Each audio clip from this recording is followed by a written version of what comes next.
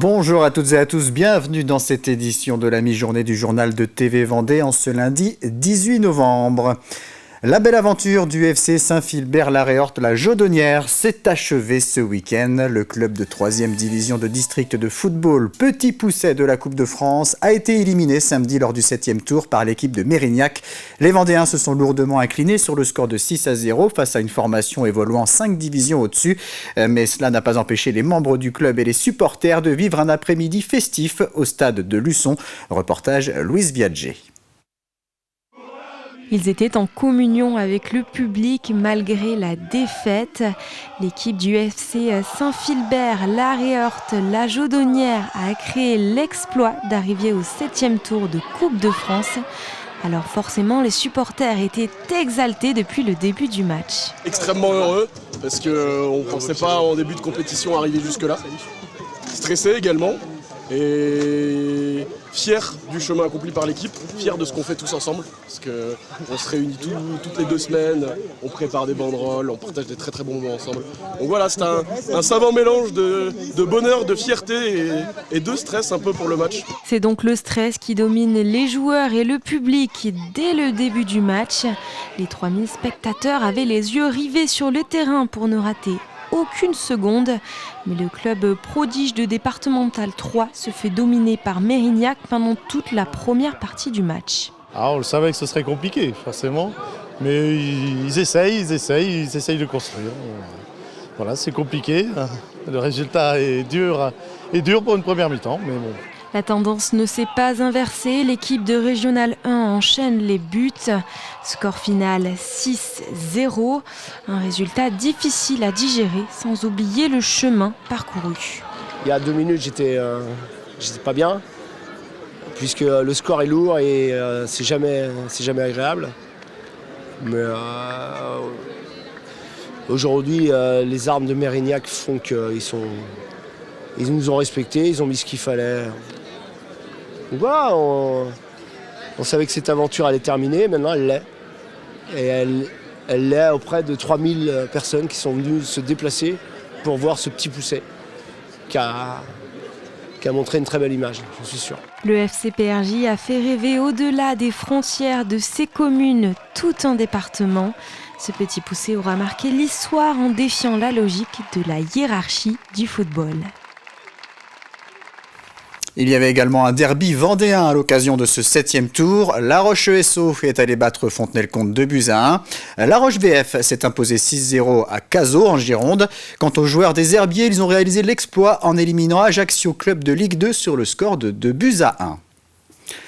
À Montaigu-Vendée, le personnel et les résidents de l'EHPAD Augereau ont appris il y a quelques jours la fermeture de l'établissement.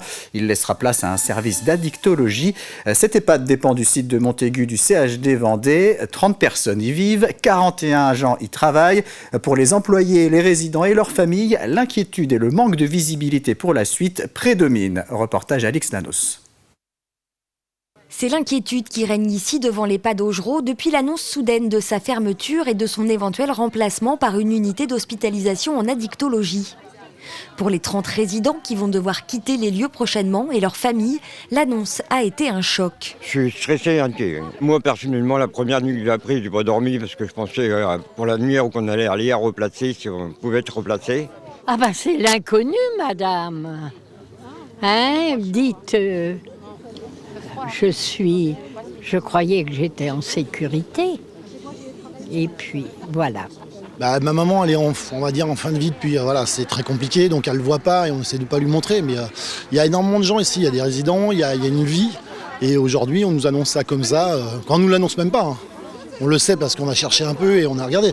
Nous, aujourd'hui, si on n'avait pas été chercher, gratter, parler avec les gens qui travaillent ici, on n'aurait pas eu d'infos. Il y a des gens qui travaillent ici, qui sont dévoués, qui sont souriants, qui sont à notre maman aujourd'hui, ça fait 1 an qu'elle est là avec des personnes.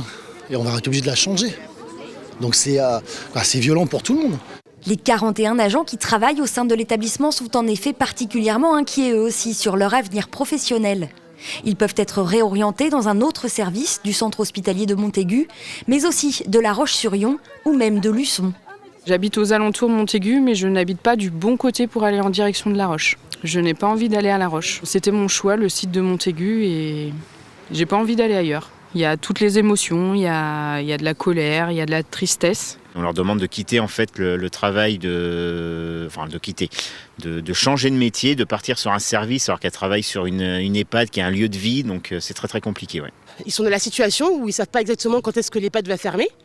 Déjà, ça c'est la première chose. Alors après, la direction leur propose un accompagnement. Donc nous, on sera vigilants sur cet accompagnement pour que chacun puisse s'y retrouver quand l'EHPAD sera fermée. Le CHD Vendée, qui n'a pas souhaité répondre à nos questions, assure de son côté être en phase de travail et de concertation avec les familles et les professionnels pour mener à bien le projet.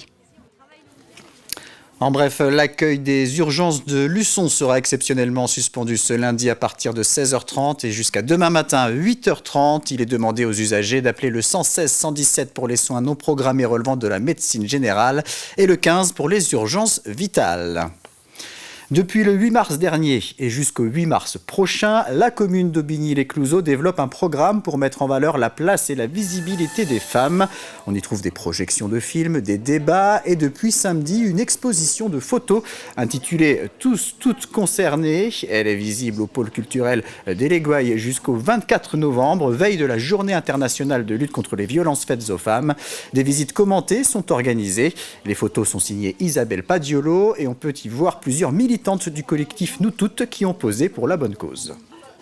Alors depuis plusieurs années, on a rencontré donc Isabelle Padiolo qui vient à chacun de nos événements, nous prend en photo et donc elle a tout un lot de photos avec nous et puis là elle a eu envie de mettre en scène des scènes de violence et donc nous a proposé de participer pour poser à ces scènes et donc on a été assez enthousiaste avec ce projet et on a posé pour elle. Cela fait maintenant 30 ans que l'association Chanson organise des spectacles de proximité dans des lieux inhabituels avec le festival Chantapart, des concerts de chansons françaises organisés dans des entreprises, des structures de soins, des lycées ou encore chez l'habitant. Le 1er février prochain, Chantapart fêtera ses 31 ans à la salle de spectacle La Balise à Saint-Hilaire-d'Orier qui collabore avec le festival depuis 2023. Pour cette soirée intitulée Chantapart sur son 31, 9 groupes ou artistes déjà programmés ces 15 dernières années seront réunis. C'est la fin de cette édition. Je vous donne rendez-vous à 18h pour un nouveau point sur l'actualité. Très bonne journée sur TV Vendée.